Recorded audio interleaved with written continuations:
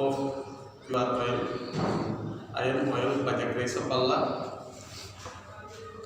আজ আমরা ধারাবাহিকভাবে গত ক্লাসে যে ন্যারেশন আলোচনা করেছি তখন আমরা অ্যাসার্টিভ সেন্টেন্স নিয়ে আলোচনা করছি। তোমাদের ক্লাসে কাজ দিয়েছি আমরা আজকে ইন্টারোগেটিভ সেন্টেন্সের কাজ করব। ইন্টারোগেটিভ সেন্টেন্স কাকে বলে? যে সেন্টেন্স দ্বারা কোনো প্রশ্ন জিজ্ঞাসা করা হয়, সেটা অবশ্যই বুঝো তোমরা। কোনো প্রশ্ন করলে সেটা ইন্টারোগেটিভ সেন্টেন্স। ইন্টারোগেটিভ সেন্টেন্স দুই রকম হয়। একটা হলো সেন্টেন্সের প্রথমে থাকে ইন্টারোগেটিভ প্রোনাউন, আর একটা হলো সেন্টেন্সের প্রথমে থাকে সাহায্যকারী ক্রিয়া, অক্সিলারি ভার্ব। দুইভাবে ইন্টারোগেটিভ সেন্টেন্স করা যায়। যদি সেন্টেন্সের প্রথমে অক্সিলারি ভার্ব থাকে তাহলে একটা নিয়ম আমাদেরকে অবশ্যই ফলো করতে হয়, আর যদি ইন্টারোগেটিভ প্রোনাউন থাকে তাহলে একটু ব্যতিক্রম নিয়ম ফলো করতে হয়। তো দেখো এখানে আমি তিনটা সেন্টেন্স লিখছি, ডাইরেক্ট, ইনডাইরেক্ট এবং ডাইরেক্ট তিনটা সেন্টেন্স লিখছি। একটা sentence, he said to me, প্রথম sentence, have you eaten rice. এখানে reporting verb first tense, reported speech যে টেন্সে থাকুক নিয়ম মাফিক তার পরিবর্তন হবে, এটা তোমরা জানো। প্রেজেন্ট টেন্সের 4টা ফর্মে থেকে ফার্স্ট টেন্সের 4 ফর্মে যাবে, অথবা ফার্স্ট টেন্সের প্রথম 2 ফর্মে থাকলে পরবর্তী 2 ফর্মে যাবে। এখানে হ্যাভ ইউ ইটেন রাইস, এটা প্রেজেন্ট পারফেক্ট টেন্স। এখানে সেন্টেন্সের প্রথমে আছে সাহায্যকারী ক্রিয়া, অক্সিলারি ভার্ব। আমরা বলছি যদি সেন্টেন্সের প্রথমে রিপোর্টেড স্পিচের প্রথমে যদি অক্সিলারি ভার্ব থাকে তাহলে ডাইরেক্ট ন্যারেশনে রূপান্তর করার সময় সংযোগস্থলে একটা শব্দ বসে, ইজ অথবা হয়দার। এখানে আমরা ইজ ব্যবহার করছি। তো আসো আমরা রিপোর্টিং ভার্ব সেইডের পরিবর্তে প্রশ্নবোধক বাক্যে রিপোর্টিং ভার্বে সেইডের পরিবর্তে বসে আস্কড। হি আস্কড মি, আস্কডের পরে টু হয় না, সেইডের পরে টু হয়, আস্কডের পরে টু বসবে না। আস্কড মি, সংযোগস্থলে আসলো ইজ।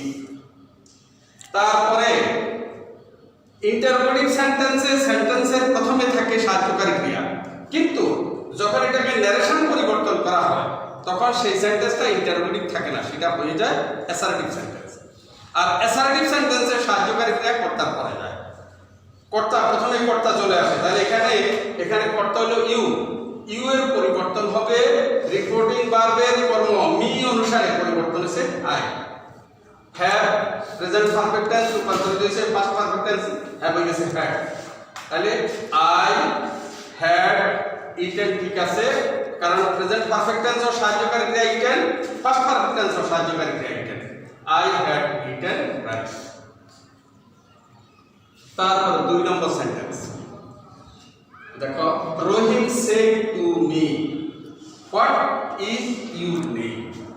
এখানে রিপোর্টেড স্পিচ ইন্টারোগেটিভ প্রোনাউন দ্বারা শুরু হচ্ছে। ইন্টারোগেটিভ প্রোনাউন হোয়াট, যদি ইন্টারোগেটিভ প্রোনাউন দ্বারা সেন্টেন্স শুরু হয় রিপোর্টেড স্পিচ, তাহলে সংযোগস্থলে ইফ বা হয়দার কিছু বলবে না, সেখানে সংযোগস্থলে বলবে ওই ইন্টারোগেটিভ প্রোনাউন।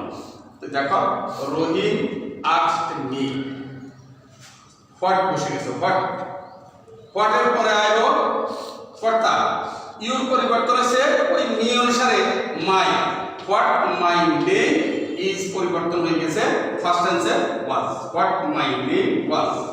এখন পিছনে আর প্রশ্নবোধক চিহ্ন থাকবে না, সেখানে পিছনে থাকবে এখানে থাকবে ফুল স্টপ। ঠিক 3 নম্বর sentence, father said to me, when will you go home। পিতা জিজ্ঞাসা করলো আমি কখন বাড়ি যাব, এটা ফিউচার টেন্স। when ব্যবহার আছে ইন্টারোগেটিভ প্রোনাউন, তো আমরা ফাদার আস্কড মি সংযোগস্থলে বসলো when, when এর পরে কর্তা আসলো, ইউর পরিবর্তন হয়েছে মি অনুসারে আই, when I, will এর past tense would, when I would go।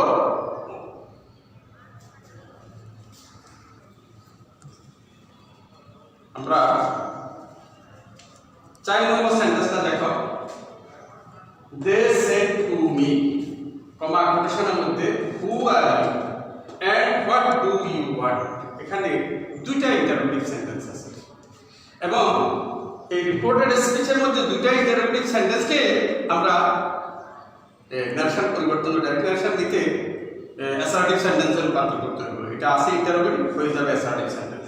তাহলে দে আস্কড মি হু, সংযোগস্থলে বসছে হু, আই, ইউ গেছে রিপোর্টিং ভার্বের কর্ম অনুসারে আই, হু আই ওয়াজ, আর কিছু ওয়াজ, এন্ড হোয়াট ঠিক থাকবে ওই আই এর পরিবর্তন ইউ পরিবর্তন মি অনুসারে what I wanted first tense wanted, অর্থাৎ প্রেজেন্ট টেন্স ছিল এটা হয়ে গেছে ফার্স্ট টেন্স, আর গেছে ওয়াজ, আর এখানে হোয়াট হইছে ওয়ান্টেড।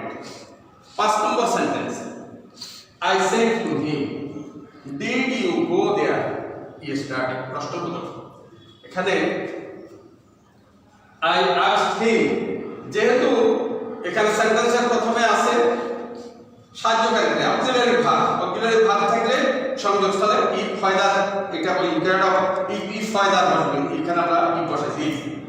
ইফ ইউর পরিবর্তন হইছে রিপোর্টিং ভার্বের কর্ম হি অনুসারে হি, ইফ হি, যেহেতু ডিড হলো ফার্স্ট ইনডেফিনিট, এটা রূপান্তরিত হয়ে যাবে ফার্স্ট পারফেক্ট টেন্সে। ফার্স্ট পারফেক্ট টেন্সে সাহায্যকারী ক্রিয়া হ্যাড গোর past participle gone, had gone there yesterday. কিছু কমন শব্দ আছে নারেশন পরিবর্তন করতে, সেগুলো পরিবর্তন হয়। ইয়েস্টারডে পরিবর্তন হচ্ছে the previous day, yesterday, today, tomorrow, এগুলা সবগুলো পরিবর্তন হয়। প্রিয় ছাত্রছাত্রী, আমরা পরের ক্লাসে তোমাদের আলোচনা করব ইম্পারেটিভ সেন্টেন্স। তোমরা জানো ইম্পারেটিভ সেন্টেন্স কাকে বলে? যে সেন্টেন্স দ্বারা আদেশ, উপদেশ, অনুরোধ, নিষেধ ইত্যাদি বোঝায়। আদেশ, নিষেধ, উপদেশ, অনুরোধ বুঝালে সেটা ইম্পারেটিভ সেন্টেন্স। সেই ইম্পারেটিভ সেন্টেন্স কাকে বলে, ইম্পারেটিভ সেন্টেন্স কিভাবে গঠন করতে হয়, এটা করে আনবা, একটু প্রস্তুতি নিয়ে আনবা। আমরা পরের ক্লাসে ইম্পারেটিভ সেন্টেন্সের উপরে নিয়ম কানুন নিয়ে ইম্পারেটিভ সেন্টেন্স কিভাবে নারেশন পরিবর্তন করতে হয় এসব কিছু নিয়ে আলোচনা করব। তো তোমরা ভালো থেকো, পরবর্তী ক্লাসের জন্য ভালো মতো প্রস্তুতি নিও, বাড়িতে লেখাপড়া করিও। করোনার সময়ে যে ক্ষতি হয়েছে সেই ক্ষতিটা পুষিয়ে নেওয়ার জন্য তোমাদেরকে একটু সময় ব্যয় করতে হবে, লেখাপড়ার পিছনে একটু সময় ব্যয় করো। আগামী দিন তোমাদের ভবিষ্যৎ উজ্জ্বল হোক এই কামনা করে আজকের ক্লাস শেষ করলাম। আল্লাহ হাফেজ।